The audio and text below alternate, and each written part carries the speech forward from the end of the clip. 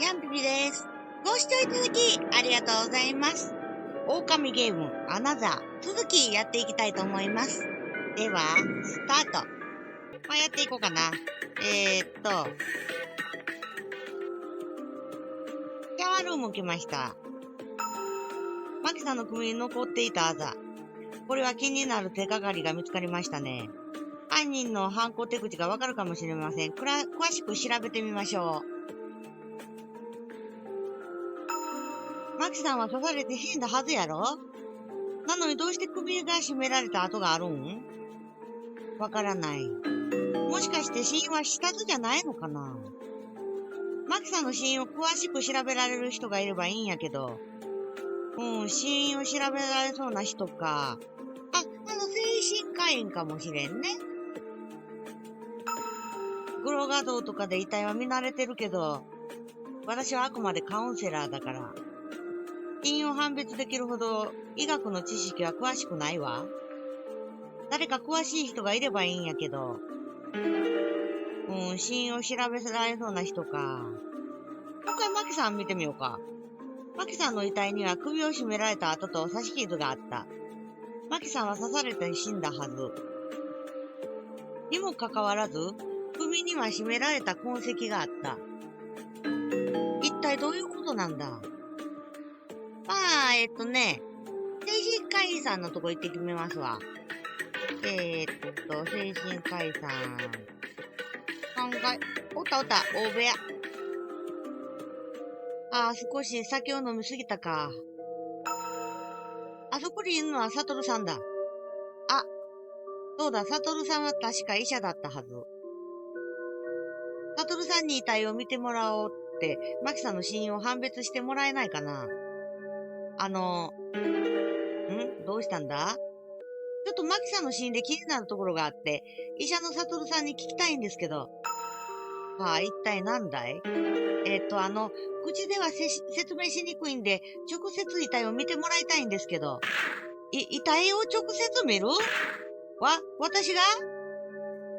そうしてもらえると助かるんですけど。いや、医者やろ？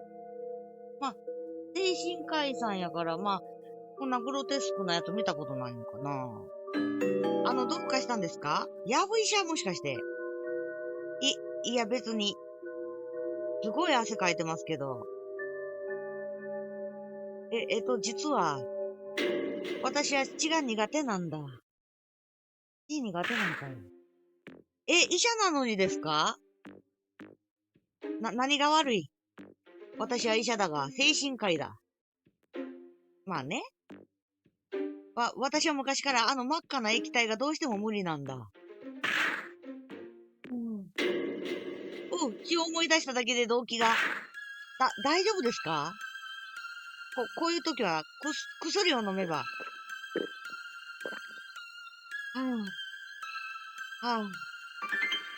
もう大丈夫だ。今飲んだ薬って、ただの精神安定剤だよ。こういう時のために薬はいつも持ち歩いてるんだ。そんなに血が苦手なんですね。だから私はマキさんの遺体に近づきたくないんだ。どうしよう。ここで引き下がるわけにはいかない。さっきだってお風呂の血を見てるだけで強烈な吐き気がして。お風呂の血？そうだ。サトルさん、お風呂の血に染まった水は全部流したので大丈夫です。だから俺と一緒に来てください。ちょっと。そして俺は半ば強引にサトルさんをシャワールームに連れて行った。じゃあ、お願いします。サトルさん？なるほど、医者のサトルさんに死因を判別してもらおうってことね。いいアイデアね。サトルさん、お願いします。わかったよ。どれ？大丈夫ですか？平気じゃないが、心配はいらない。サトルさん、血が苦手らしいんだ。そうなの。何か幼少期にトラウマでもあるのかしら。それは、カウンセラーとして少し興味があるわね。あおりさん。ごめんなさい。つい癖でね。それでサトルさん、死因は刺されたこと、それとも自殺かしら。これは、おそらく刺し傷は致命傷ではないね。太い血管は傷ついていない。ほんま、あんなに血が出てたのに？あれは、お風呂の血が水で染まったからたくさん出てるように見えただけで、これぐらいの傷なら、擦り傷とそう変わらないね。ということは、マキさんの死因は刺殺による出血多量ではなくて、刺殺で確定ですね。刺殺ではなく絞殺。もし狼がやっぱりコウ君だとして、まずコウ君はマキさんの首を絞めて殺したんやな。そうだろうね。そしてマキさんが死んだ後、わざわざ刺し傷をつけて、その時に返り血を浴びたんかな。そう言われるとなんでわざわざそんなことしたんだろう。いらんよね、返り血。確かに行動が不自然ですね。あ、もしかしたら最初は刺すつもりで刃物を使ってマキさんを襲ったけど、刃物じゃ殺しきれずに結局首を絞めて殺したとか？なるほど、その可能性もあるわね。でも、争った後なかったって言われたよ。いずれにしろ、マキソンは刺殺ではなく、絞殺されたことは確か。これは結構大きな手がかりを見つけたんじゃないかな。そうね。でもまだコウ君が狼だと断定できる証拠ではないわね。そうやな。コウさんが狼だったとするなら、彼の行動を監視すれば、何か手がかりは見つからないだろうか。刺し傷。マキさんの遺体には刺し傷があったが、致命傷になるような傷ではなかった。いや、コウ君ではないと思うんやけどね。ちょっとコウ君のとこ行ってみようか。コウ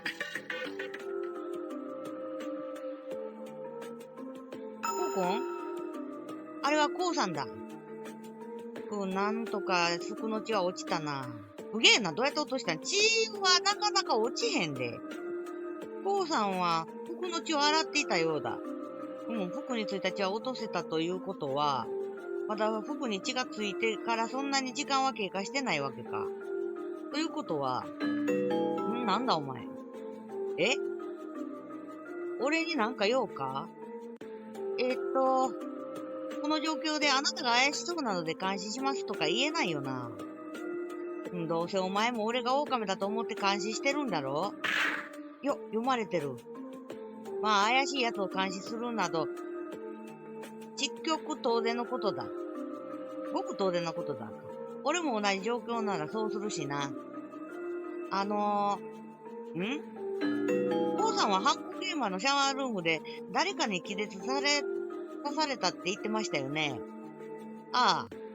その時に何か物音が聞こえたって言ってましたけど、その物音って一体何だったんですか？まあ、ここは質問に答えておいた方が合理的か。俺がシャワールームで聞いた音はシャワーの水の音だった。シャワーの音？それって、おそらくあの記者の遺体が入っていたバスタブに水を溜める音だったんじゃないかなと思っている。そのシャワーが使われた現場は見てないんですか？ああ。シャワールームに入ったら電気も消えていて、その直後に俺は気絶させられたからな。なるほど。お前俺の話を信用してないだろ。だが、これだけは言っておく。俺は絶対に狼じゃない。俺を処刑してもお前らはここから脱出できないぞ。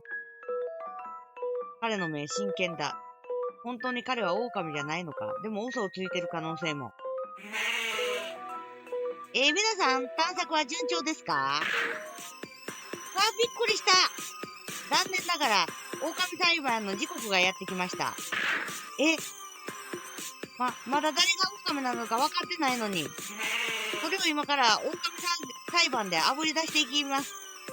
そんな、それでは今から裁判を行う部屋へ案内します。コウさんは昨夜、シャワーの室から聞こえた水の音が気になり、シャワー室に入ったらしい。そこで犯人に気絶させられたと言っていた。本当なのだろうか。ちょっと本当っぽいよね。それでは皆さん全員揃いましたね。今から狼裁判を改定します。本当によるんやな。めんどくさいけど、今はあいつの言うことを聞くしかないからね。また電気を流されるのは嫌ですし。狼裁判では皆さんに誰が狼なのかを推理してもらいます。そして狼を一人選んで処刑してください。ということは、今からちょっとちゃんと調べたらよかったかな。一人が死ぬということですね。マジかよ。そしてその通りです。そして見事狼を処刑できれば脱出への扉が開かれます。皆さんの名推理を期待してますよ。それでは第1回狼裁判の改定です。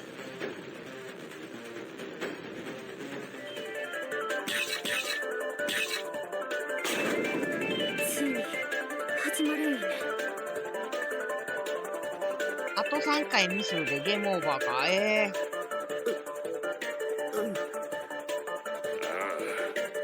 でもうじうじしてても何も始まらねえ。今は狼を見つけるしかここから脱出する方法はねえぞ。そうね。まずは現状を整理してみようか。昨日の夜、マキさんがシャワールームで血を流して死亡しているのが確認されたね。犯行現場からは凶器のようなものは見つかっていないみたい。そして遺体を美咲ちゃんが発見し、その悲鳴を聞いて俺たちも現場に行ったわけだ。きっとマキは狼に刺し殺されたんだよ。そしてその狼の正体ももう分かってんだよな。なあ、こう。殺されたマキのすぐそばに倒れていたお前の服には返り血がついていた。マキを刺し殺した犯人はこうなんだろ。だから俺はやっていないと言ってるだろ。じゃあさ、お前がマキを刺し殺してないっていう証拠を見せてみろよ。まあどうせ証拠があったとしても苦し紛れの言い訳だろうけど。確かに状況を考えればダサダサ白コートが一番怪しいよね。なるほど。まあ確かにそうかも。だな。ほらな、みんなお前が怪しいって思ってる。さっさと罪を認めろよ。こう。コウ君じゃないと思うんよ。お前の体についていた血はマキを刺し殺した時についたものなんだろ。その血がお前がマキを殺したという紛れもない証拠じゃねえか。マキさんはあれだけ血が出てたんですから、彼が犯人だと考えるのは普通です。じゃあ彼が狼だったということで、もうこれにて裁判は終了です。早く処刑してここから脱出しましょう。ちょっと待って。そのことについてなんだけど、探索をしていて気になったことがあるんだ。なんだよ。実はマキさんの死因は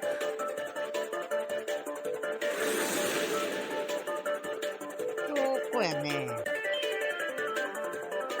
これ遺体の首のあざ。マキさんの遺体には首を絞められた跡が見つかった。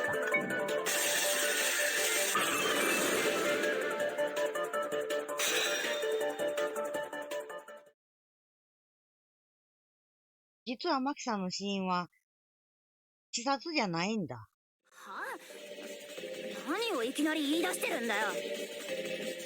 どういうことですか。犯行現場を調べていて気づいたんだけど、マキさんの本当の死因は絞殺だったんだ。絞殺？ええ、彼女の遺体を調べた時に首を絞められた跡が残っていた。じゃああのお風呂の血は何だったんだ。マキさんの遺体には確かに刺し傷はあったんだけど、それは致命傷じゃなかったんだよ。多分ね、安心した後っていうのは警察官やよ、多分、狼。あんなに血が出てたのに。刺し傷の場所から見て太い血管は傷ついていなかったからね。あの刺し傷では致命傷にはならないはずだ。リッツ、お前はずっと返り血を浴びているから俺が犯人だと言っていたよな。だがそもそもマキさんの死因が刺殺じゃなかったのなら俺が犯人とは言い切れないだろう。それは。頑張れ、りっちゃん。でもマキの死因が刺殺じゃなかったにしろ、コウが首を絞めて殺したかもしれないじゃんかよ。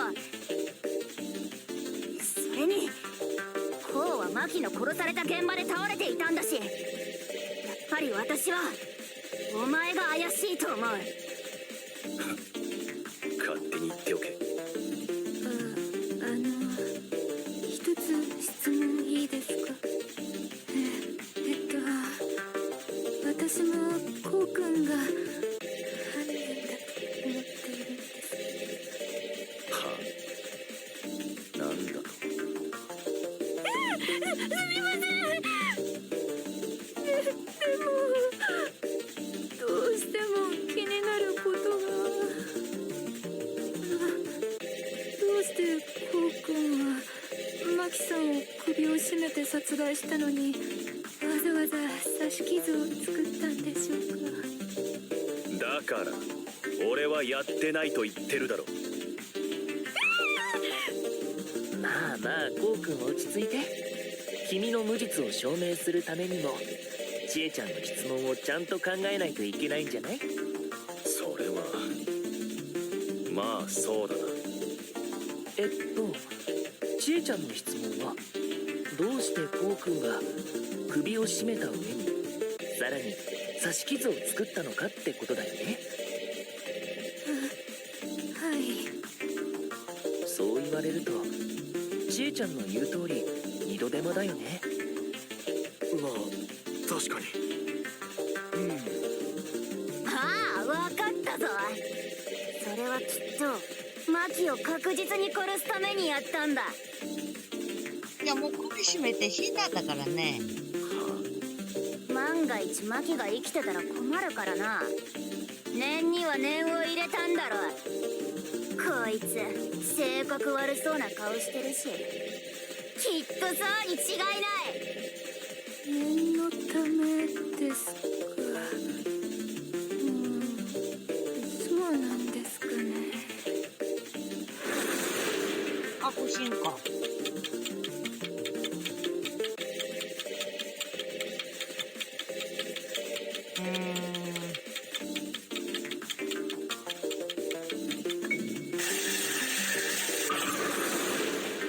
信用ごまかすためにしたんや。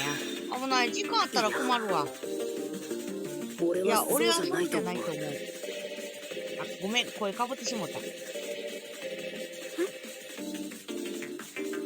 もしかすると死因をごまかすためだったんじゃないかな。死因をごまかす。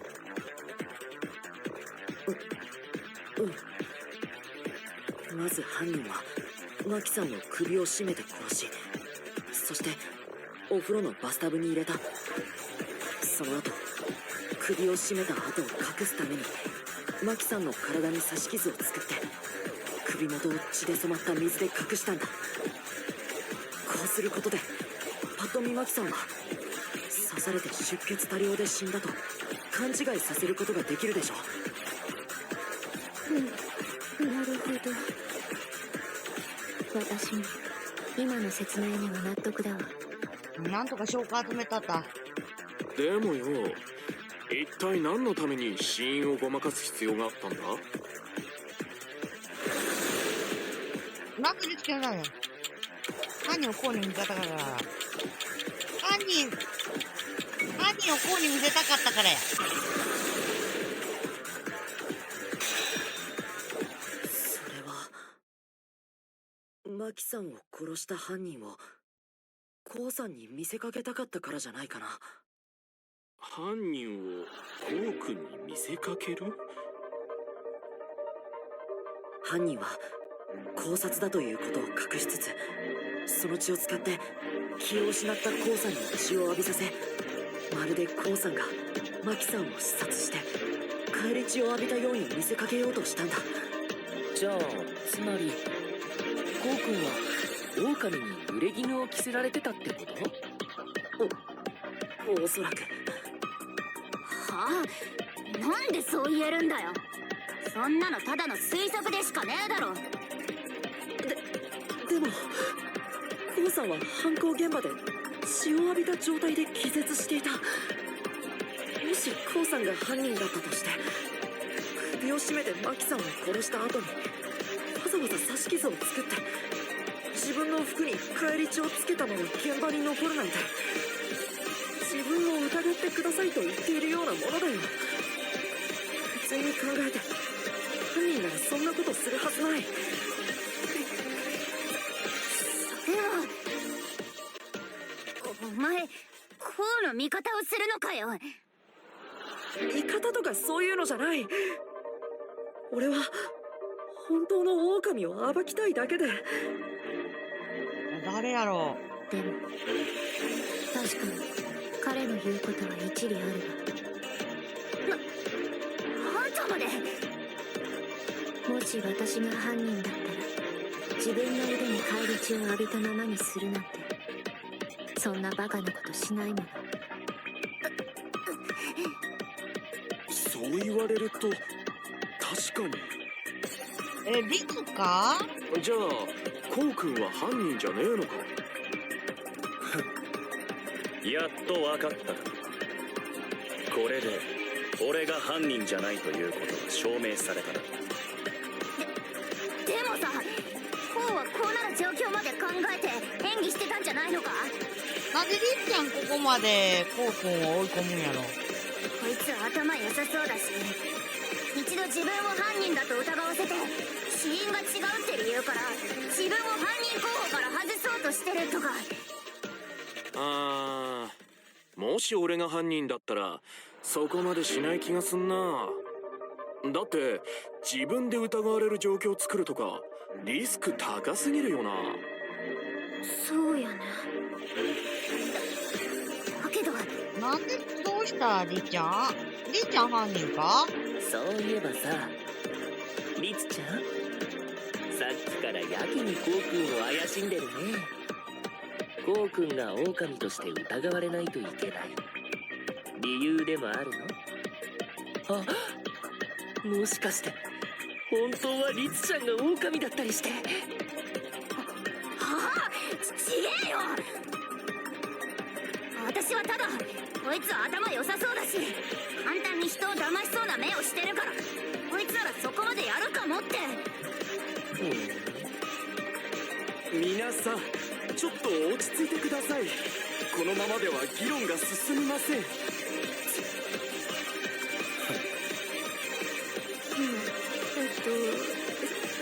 れではコウ君は狼に罪をなすりつけられたってことですか？でもその狼って一体。警察官なんで何も言わんの？もしコウさんが犯人じゃないなら、一体誰がマキさんを殺した犯人なんだ。何かマキさんの遺体に手がかりがなかったか。じっくり観察するんだ。まあ、風呂場の中入れるの無理やね、りっちゃんやったら重たいから。どこが気になる？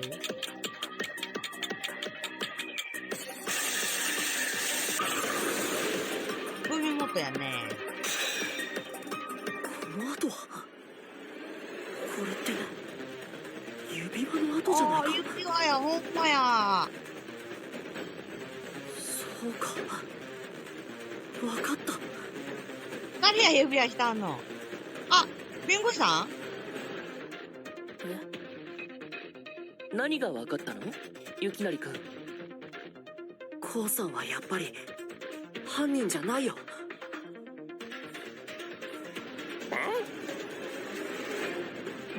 どうしてそう言い切れるんだい？そう言い切れる証拠はマキさんの首を絞められた後に残っていたんだ。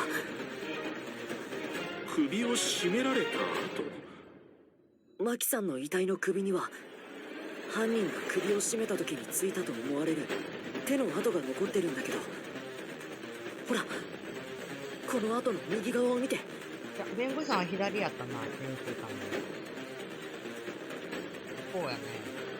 右手やね。右手に指輪？こ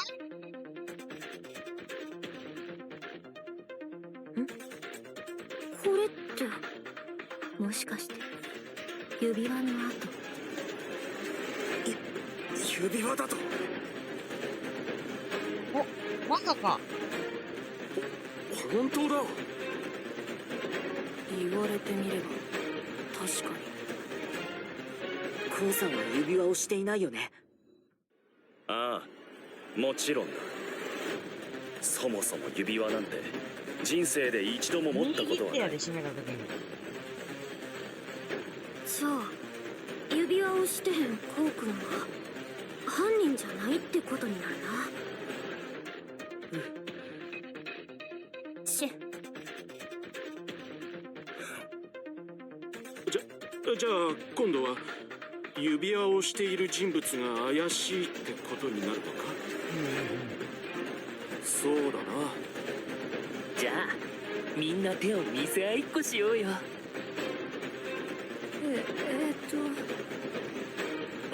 あ。これでいいかしら。とりあえずこの中で指輪をつけているのは美穂さん、拓也さん、武雄さんの3人だな。待って、そもそも女の私には考察なんて無理よ。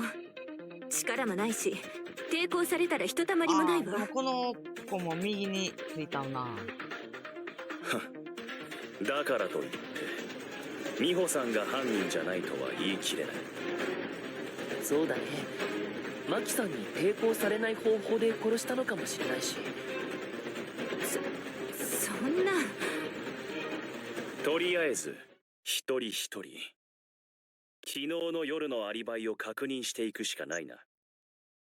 まず美穂さん、あなたは昨日の夜何をしていたの？私はリビングで休んでいたわ。それを証明できる人は？俺が証明できるぜ。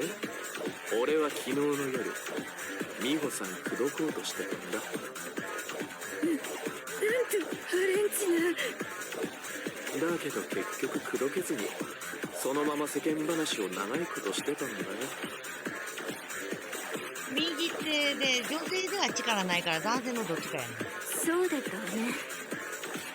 もし美穂さんが狼ならあんなに長時間俺と話してる暇なんてないし、それにしばらく話し込んだ後2人とも自分のベッドに向かったから美穂さんがアリバイがあるぜ。ありがとう、翔馬さん。美穂さんにはアリバイがあったってことか。じゃあ拓也さんは？待ってよ、でもさっきのやつが狼やったら。俺は昨日はリビングのソファーで寝てた。それを証明できる人は？ああ、だから寝てたって言ってるだろ。証明できるやつなんていねえよ。ということは、あなた怪しいですよね。はあ？俺は殺してねえよ。まあなんていうんかな。偽装工作できる頭あるって言ったらやっぱ警察官かな。なんでいきなり怒るんですか？お前が変な言いがかりつけてくるからだろ。その金髪のっぽは犯人じゃないよ。金髪のっぽ？ゆうとくんは拓也さんについて何か知ってるの？昨日は僕リビングでゲームしてたから、その間ずっとその人はいびきをかきながら間抜けな顔して寝てたよ。いびき？おいお前、間抜けとか金髪のっぽとかさっきからイラつくな。別にいいじゃん。証明してあげたんだから。もっと感謝してよね。こいつ。まあ落ち着いてや。ということは拓也さんのアリバイはあったということやね。じゃあ残るは竹雄さんね。それなら竹雄さんは武器庫にいたはずです。昨日は竹雄さんと悟さんが武器庫の見張りをしてくれていたので。ああ、そうだ。俺たちはずっと武器庫の見張りをしていた。じゃあ竹雄さんにもアリバイがあるの？違うよ、途中抜けたじゃん。ということは指輪をつけている人全員にアリバイがあるじゃないですか。ってことは指輪をつけたやつが犯人だってのは見当外れだったのか？もしくは3人の中の誰かが嘘をついてるとかね。竹雄や竹雄。なんで俺を見るんだよ。別に何も見てないよ。でもそんなに焦るなんてなんか怪しいな。いい加減にしろ。俺には武器庫の警備をしてたっていうアリバイがあるって言ってるだろ。竹雄さんは武器庫の警備をしていた。でない、途中で抜けた。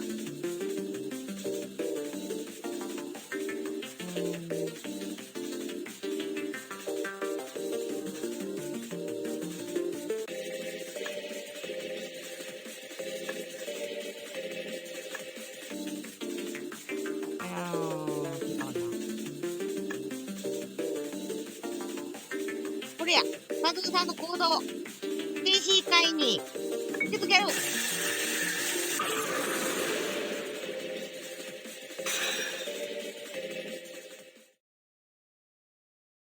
そういえば、竹雄さんが夜武器庫を離れたって聞いたんですけど。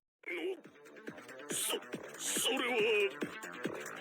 あれ、そういえば竹雄さん、昨夜少しの間武器庫からいなくなっていましたよね。おさむさん、どういうこ昨夜私は見張りをしている2人の様子を確認しようと武器庫に行ったんですが、その時に竹雄さんだけがいなくて悟さん1人だったんです。それは本当か？ええ、間違いありません。そういえば竹雄さんが体調が悪いって言って武器庫を出て行った時間があったぞ。30分くらい帰ってこなかったような。おい竹雄、一体どういうことだ。まさか本当に嘘をついていたなんてね。ちょっと待て。嘘じゃない。ただ言い忘れていただけだ。怪しいな。本当にトイレに行ってただけなんだよ。あの時はすごく胃腸の調子が悪かったんだ。もう我慢できなくてトイレに行ったのはしょうがなかったんだよ。それが武器庫の見張りを抜け出すための演技の可能性だってあるんじゃないか。違う、俺はマキさんを殺してなんかいない。竹雄さん、とても必死な顔ですね。ねえ、ほんまにお腹を壊していただけなんじゃ。でもそれを確かめるのって不可能じゃない？トイレとでもシャワー室一緒の場所やよね。そうだね。竹雄さんは本当にお腹を壊していたのか？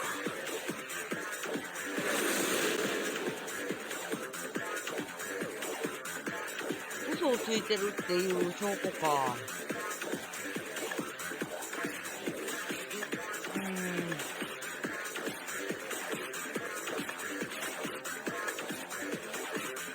ファイルでしていたよ。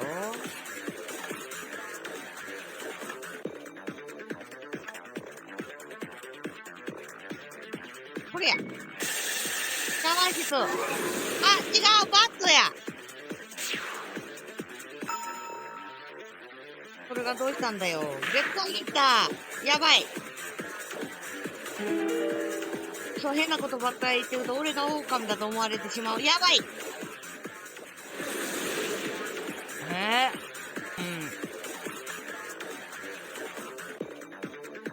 これや。冷蔵庫アサリやったわ、そういえば。これ。危な。竹雄さん。なんだよ。本当はお腹を壊してたなんて嘘ですよ。嘘なんですよね。何を言って。もしあなたがお腹を壊していたなら、絶対にあんなことはしないはずなんです。あんなこ一体竹雄さんは何をしていたんだ。竹雄さん、あなたはついさっき冷蔵庫から大量の食べ物を持ち出していましたよね。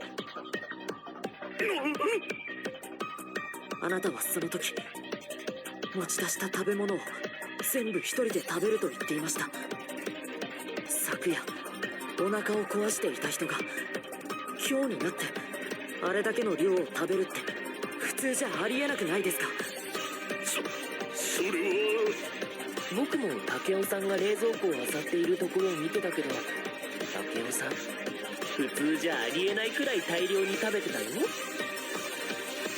あの量はお腹を壊していた人が食べるようなものじゃないと思うな。おい竹雄、一体どういうことだ。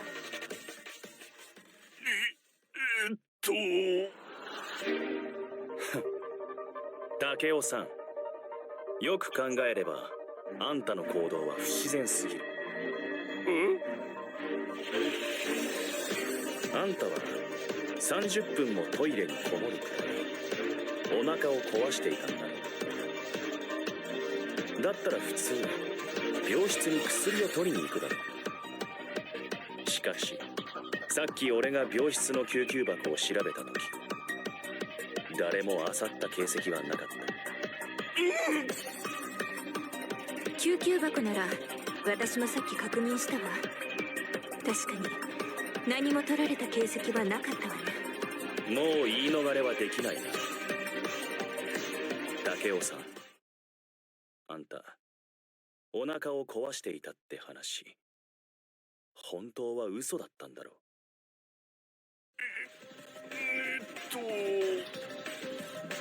あんたはお腹を壊したふりをして武器庫の見張りを抜け出し、必死に殺す相手を探していた。あんたは相当焦っていたはずだ。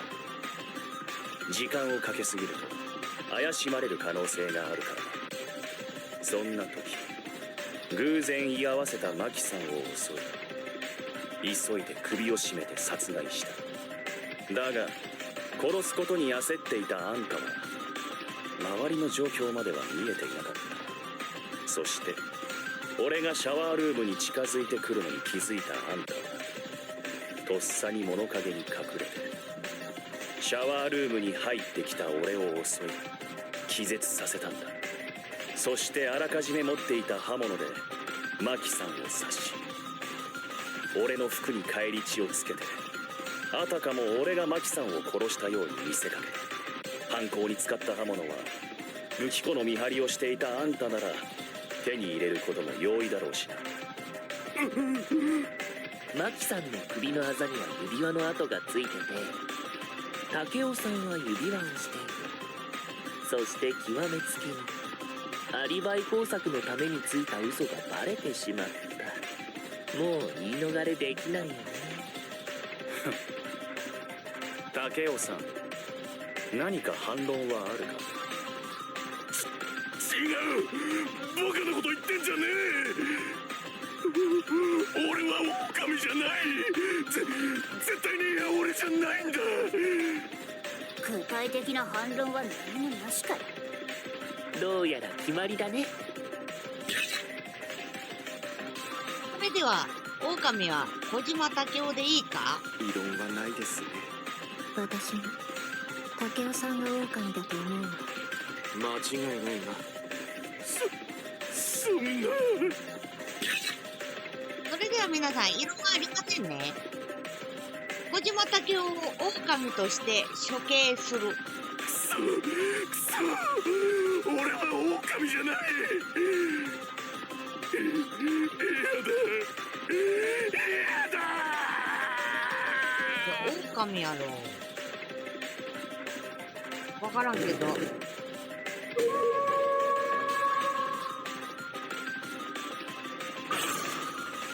今日の成績は S でした。イェイ。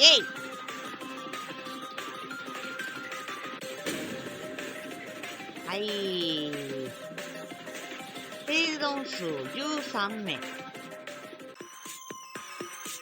それでは、小島武雄さんを狼として処刑します。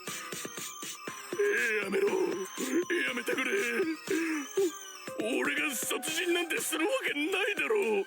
俺は警察だぞ。今さら言い訳なんてみっともないぜ、おじさん。私は第一印象から竹雄さんは野蛮な人だと見えていました。よくも俺に罪をなすりつけようとしたな。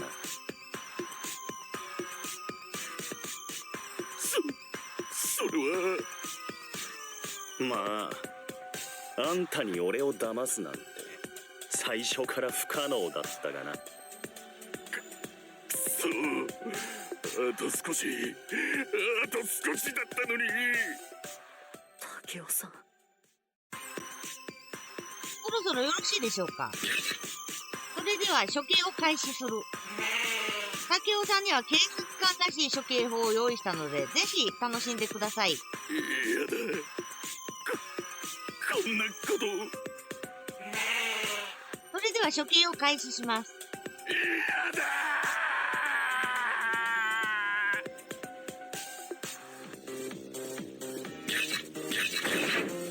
それでは処刑を始めます。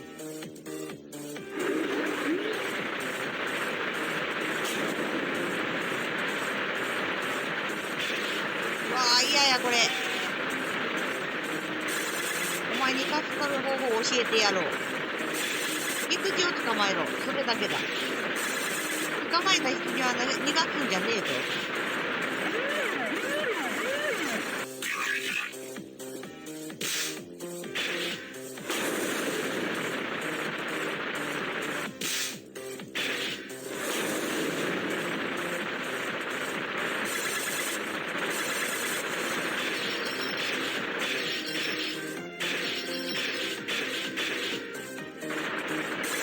トラップできやろ。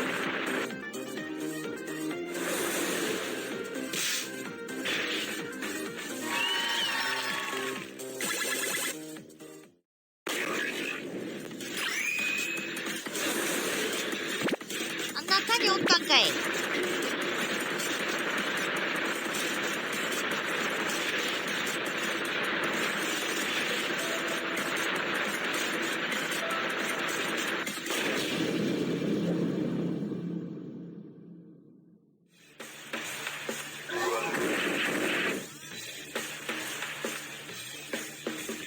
ちょっとエグい。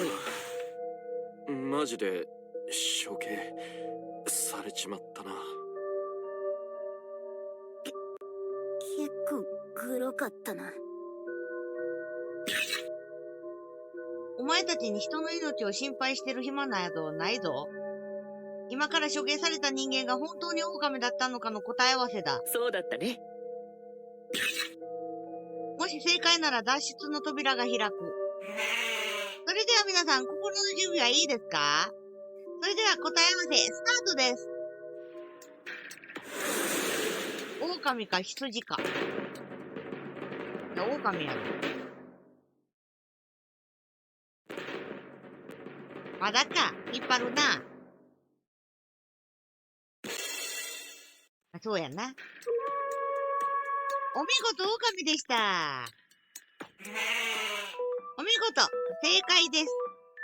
皆さんの推理通り、小島武夫が狼でした。彼は体調不良を理由に武器庫の見張りを抜け出し、ちょうどシャワーを浴びようとしていた高山真紀さんの首を絞めて殺害。しかしそこで物音に気づいたし、荒村光がシャワールームに近づいてきたため、武雄は荒村光を気絶させ、高山真紀の遺体に刺し傷を作り、荒村光の身体に返り血をつけ、罪をなすりつけようとした。そして、死因が考察だとバレないように、遺体をお風呂に入れて、刺殺されたと見せかけるための偽装工作をした。これが今回の殺害の全容です。ね。俺に罪をなすりつけるなんて、無謀なことをしたのが運の尽きだったな。武雄さん、ガチで処刑されちゃったんだろ。これは私たちが殺したようなものかも。でもあの人もマキさんを殺してたわけですし、自業自得では。どちらにせよ、もう後戻りはできませんね。全員の表情に緊張と不安が広がる。とにかく俺たちの推理は正しかった。ということは脱出の扉が開くんだよね。その通りだ。狼の処刑に成功したため、脱出の扉が開く。それでは行きますよ。オープンザドア。ここは。はい、今日はね、ここまでご視聴いただきありがとうございました。次回も見ていただけると嬉しいです。ヤンピピでした。バイビー。めっちゃ面白い、狼ゲーム。バイビー。